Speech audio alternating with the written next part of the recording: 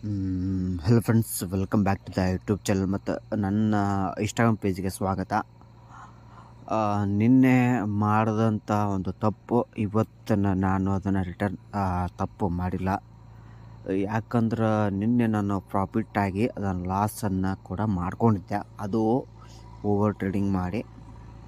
So ಇವತ್ತು ಆ ತಪ್ಪನ್ನು ನಾನು ಮಾಡಿಲ್ಲ. ಸೊ ಅದರಿಂದ ಇವತ್ತು ನಾನು ಎಷ್ಟು ಪ್ರಾಫಿಟ್ ಏನು ಮಾಡಿದ್ದೀನಿ ಮತ್ತು ಯಾವ ಟೈಮಲ್ಲಿ ಟ್ರೇಡ್ ಮಾಡಿದ್ದೆ ಇವತ್ತಿನ ಒಂದು ವಿಡಿಯೋದಾಗ ನೋಡೋಣ. ಸೊ ಅಂದರೆ ಏನಿಲ್ಲ, ನಾನು ಜಾಸ್ತಿ ಟೆನ್ಷನ್ ತೊಗೊಳ್ಳಾರ್ದ ಒಂದು ಫ್ರೀಯಾಗಿ ಟ್ರೇಡ್ ತೊಗೊಂಡಿದ್ದೆ.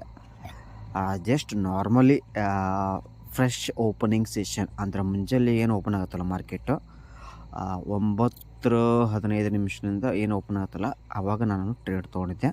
ಅಂದರೆ ಆಲ್ಮೋಸ್ಟ್ ಒಂದು 1 ಅವರ್ ನನಗೆ ಒಂದು ಕನ್ಫರ್ಮೇಷನ್ ಸಿಕ್ಕಿದ ಮ್ಯಾಗ ನಾನೊಂದು ಟ್ರೇಡ್ ತೊಗೋತೀನಿ. ಸೊ ಆ ಟ್ರೇಡ್ ತೊಗೊಂಡು ನಾ ಎಷ್ಟು ಪ್ರಾಫಿಟ್ ಆಗೀನಿ ನೀವು ಇಲ್ಲಿ ಸ್ಕ್ರೀನ್ ಮೇಲೆ ನೋಡತ್ತಿರಲ್ಲ, ಇದು ನಾನು ಎಷ್ಟು ಪ್ರಾಫಿಟ್ ಆಗಿದ್ದು. ಸೊ ನನ್ನ ಒಂದು ಅವಧಿ ಎಷ್ಟೈತಪ್ಪ ಅಂದರೆ ಇವತ್ತಿನ ಒಂದು ದಿನದಾಗ ಅಂದರೆ ನಾ ಟ್ರೇಡ್ ಎಷ್ಟು ಸಮಯ ತೊಗೊಂಡು ಈ ಒಂದು ಪ್ರಾಫಿಟನ್ನು ಮಾಡೀನಿ, ಅದು ಆಲ್ಮೋಸ್ಟ್ ಒಂದು 10ರಿಂದ ಒಂದು 15 ನಿಮಿಷದಾಗ ಈ ಒಂದು ಪ್ರಾಫಿಟನ್ನು ಮಾಡೀನಿ. ಅದು ನಾನು ಲಾಂಗ್ ಟರ್ಮ್ ಹೋಲ್ಡ್ ಮಾಡಿಲ್ಲ. ಅಂದರೆ ಲಾಂಗ್ ಟರ್ಮ್ ಅಂದ್ರೆ ಈಗ ಒಂದು 10 ನಿಮಿಷ 1 ತಾಸು ಈ ಥರ ನಾನು ಹೋಲ್ಡ್ ಮಾಡಿಲ್ಲ. ಜಸ್ಟ್ ಒಂದು 2ರಿಂದ ಒಂದು 5 ನಿಮಿಷದಾಗ ಒಂದು ಸ್ಕ್ಯಾಲ್ಪ್ ಮಾಡಿ ಈ ಥರ ಒಂದು ಪ್ರಾಫಿಟನ್ನು ಮಾಡೀನಿ.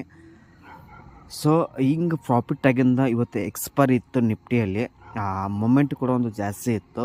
ನಾನು ಓವರ್ ಟ್ರೇಡಿಂಗ್ ಮಾಡಲಿಲ್ಲ, ಯಾಕಂದ್ರೆ ನಿನ್ನೆ ನಾನು ಲಾಸ್ ಆಗಿದ್ದೆ ಓವರ್ ಟ್ರೇಡಿಂಗ್ ಮಾಡಿ. ಸೊ ಅದಕ್ಕೆ ಟೆನ್ಷನ್ ಆಗೋದು ಬ್ಯಾಡ ಅಂತಂದು ಓವರ್ ಟ್ರೇಡಿಂಗ್ ಮಾಡಬಾರ್ದು ಅಂತಂದು ಇವತ್ತು ಇಷ್ಟ ಒಂದು ಪ್ರಾಫಿಟನ್ನು ಇವತ್ತಿಗೆ ನಾನು ಟ್ರೇಡನ್ನು ಮುಂಜಾನೆ ಕ್ಲೋಸ್ ಮಾಡಿದ್ದೆ.